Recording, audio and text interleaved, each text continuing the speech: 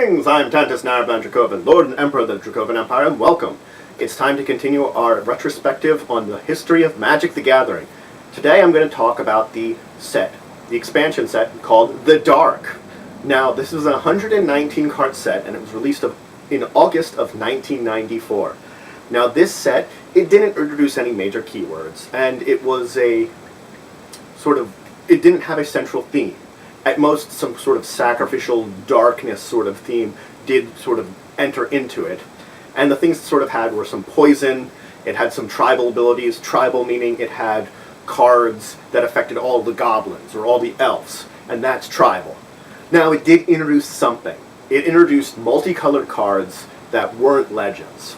And that was an interesting sort of thing, because in the past set, the Legends expansion, all the multicolored cards were legends. In this one, some of them weren't.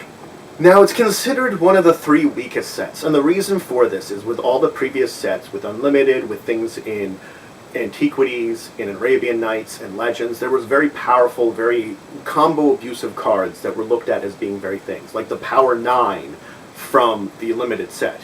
So, this set was overthought. It was basically powered down. It was purposely made weaker than a lot of the rest of them, and therefore is made into sort of this very weak, poor set. Very few of the cards in the set have actually retained any value, and I will talk about a few of them today. They're the ones that are famous and the best ones out of them. Anyway, so this is actually the first expansion temporally to be printed in a foreign language. I talked about Legends before, how it was printed in a foreign language. It is the oldest set to be printed in a foreign language. This one, it was released just before the Legends was the foreign language version of it. So in fact, though the Legends came out first, Dark had its foreign language release. Both in Italian, it came out first before Legends. Now, the storyline of The Dark was told through the flavor text in it, but this didn't really give a lot. And it wasn't until 1999 when a book came out called The Gathering Dark that it introduced the main storyline of this setting. It focuses on a protagonist called Joda, who's the protagonist of the Dark universe. Now, it takes place on this continent of Terracere. It's kind of been shut back into sort of becoming a more primitive society. This is after the Brothers' War, which took place in Antiquity. So this is post-Brothers' War, and the result of the Brothers' War is bringing on basically a nuclear winter, an ice age. And this is everything coming before the Ice Age and everything sort of leading up to that point in time where the peoples of the land are sort of like digressing into more like pseudo-religious groups and getting ready for the oncoming storm, so to say. So I want to talk about some cards which I think are the famous and important from this set, because they give examples of stuff, but also they are some of the important ones. Let's start at Blood of the Martyr. Now, Blood of the Martyr made you be able to take, when you cast it, you could take all the damage occurring to any creature on the board and deal it to yourself.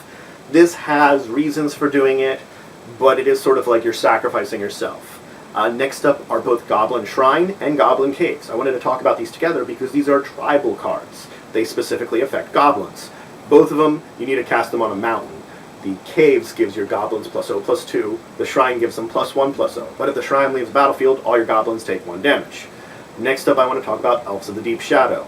Now, they're sort of taking on this, most of the time, there's been this rivals in colors, that when you look at the mana wheel of Magic the Gathering, the opposite side mana are usually the ones that are rivals. Like for black, it's white and green. So, this point in time, we have a green creature that taps for a black mana. Now, you take a damage for doing this, but it's a way a green creature can produce black mana. Next up, we'll talk about Ball Lightning. Now, Ball Lightning is a big creature. It's a 6/1. It has Trample and it has Haste, meaning it can go right away. Its damage goes over. It's got a pretty low cost. But at the end of your turn, you have to sacrifice it. You have to get rid of it, which means that you basically throw it out, attack with it on your turn.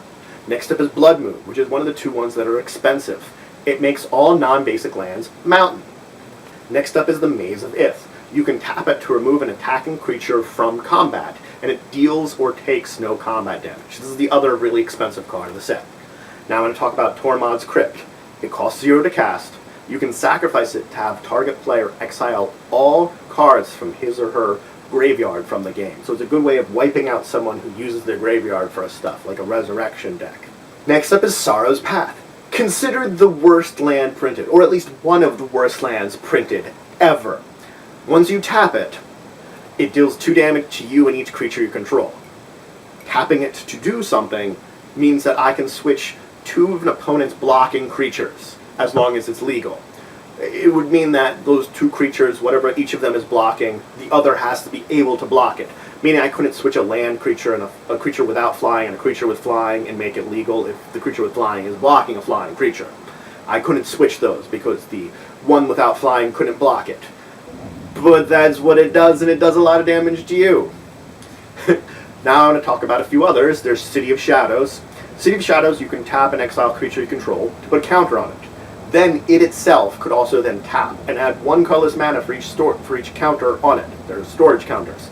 So if you have creatures, a deck where you can make a lot of creatures, you can build up a lot of mana with this land. And the last one I want to talk about today is Venom.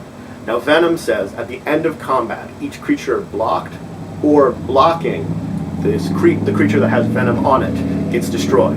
There was combos with Venom, there was creatures that had this ability, but this was the first time it was printed in enchantment form, and it's a very interesting ability that it doesn't come up a lot anymore, so that's why it never evolved into a keyword. So that's it for today. I've gone over some cards and how the set of The Dark came out, and a bit of information about what kind of set it was.